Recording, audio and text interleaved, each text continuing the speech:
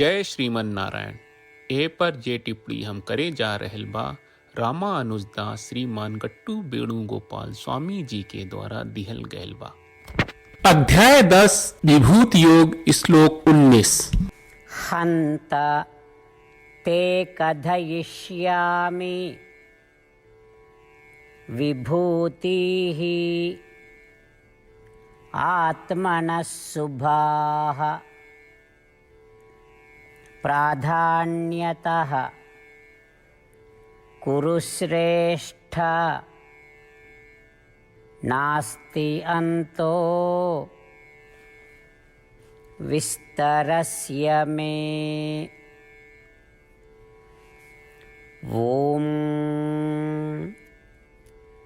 गीताचार्य श्री कृष्ण परमात्मा अर्जुन समेत हमनी सबके विभूति योग सिखा रहल बानी। परमात्मा कह रहल बाड़न, अर्जुन जरूर अब हम आपन सबसे प्रमुख अभिव्यक्तियन और आपन महिमा के संक्षेप में बखान करब, काहे कि हमार अभिव्यक्तियन के वर्णन के कौनो अंत नहीं खे। अर्जुन इस सृष्टि में सब कुछ हमरा दृढ़ इच्छा के अधीन बा, बाकिर कुछ महत्वपूर्ण के बारे में संक्षेप में बतावत बानी, काहे कि हमार अभिव्यक्तियन के कौनो अंत नहीं खे। यही से ओकर पूरा विस्तार से वर्णन कहल संभव नहीं खे। यही तरह श्री कृष्ण परमात्मा के आपन दिव्य अभिव्यक्ति और आपन गुणन के खुशी खुशी संक्षेप में बतावे के तैयारी कर रहल बाड़े। हमनी के प्रति श्री कृष्ण परमात्मा के अनंत कृपा के पहचानत और आनंद लेवत हमनी के श्री कृष्ण परमात्मा के उपदेश के ध्यान से सुने के प्रयास कहल जाए। श्री कृष्ण परमात्मा और श्रीमन नारायण के सामने समर्पण करके आपन जीवन के सार्थक बनावे के प्रयास करत हमनी के श्री कृष्ण परमात्मा के वचन के श्लोक के रूप में दोहरावे के प्रयास कहल जाए। हन्त ते कथयिष्यामि विभूतिः आत्मनः शुभाः प्राधान्यतः कुरु श्रेष्ठ नास्ति अन्तो विस्तरस्य मे। श्रीमन्नारायण करिष्ये वचनं तव। सर्वं श्रीकृष्णार्पणमस्तु। जय श्रीमन्नारायण। श्रीमद् भगवत गीता का पूरा सार श्री कृष्ण परमात्मा ने अध्याय 18वें के श्लोक 65 से 70 में 8 काम करे खातिर दिले बाड़े। श्री कृष्ण कहले, हम ओ लोगन से प्रेम करनी जो लोग इन 8 बातन के मान तारे। हम ओ भक्तन के हर तरह से रक्षा करब।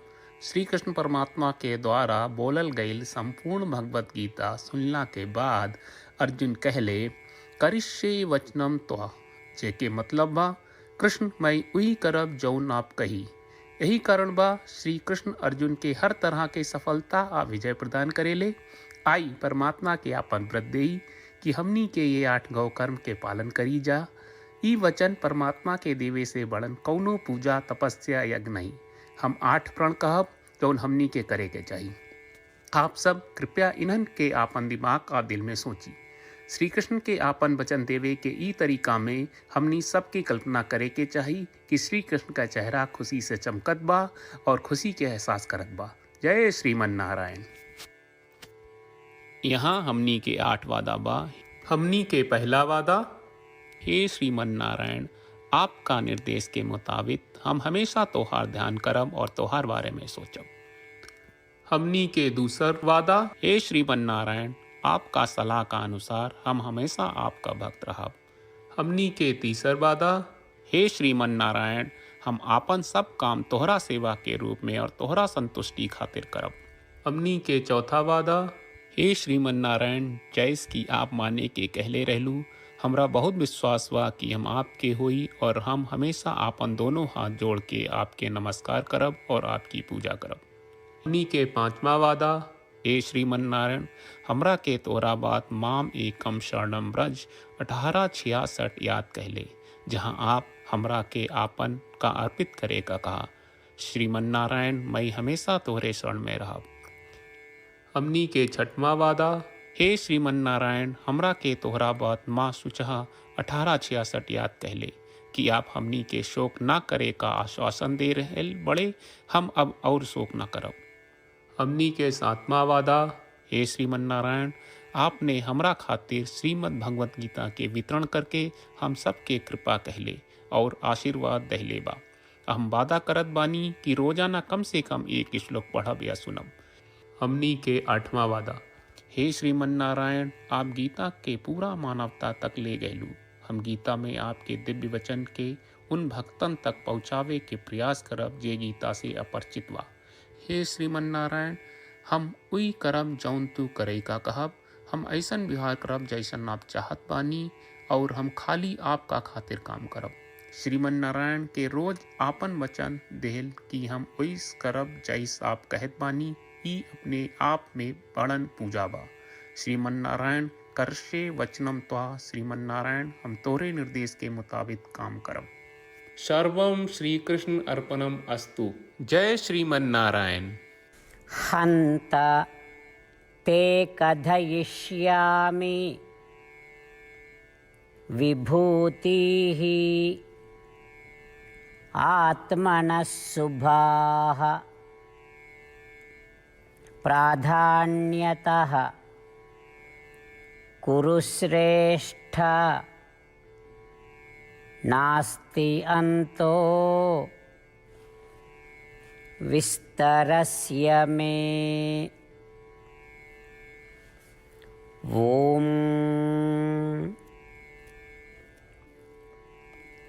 हन्तते कथयिष्यामि विभूतिः आत्मनः शुभाः प्राधान्यतः कुरु श्रेष्ठ नास्ति अन्तो विस्तरस्य मे।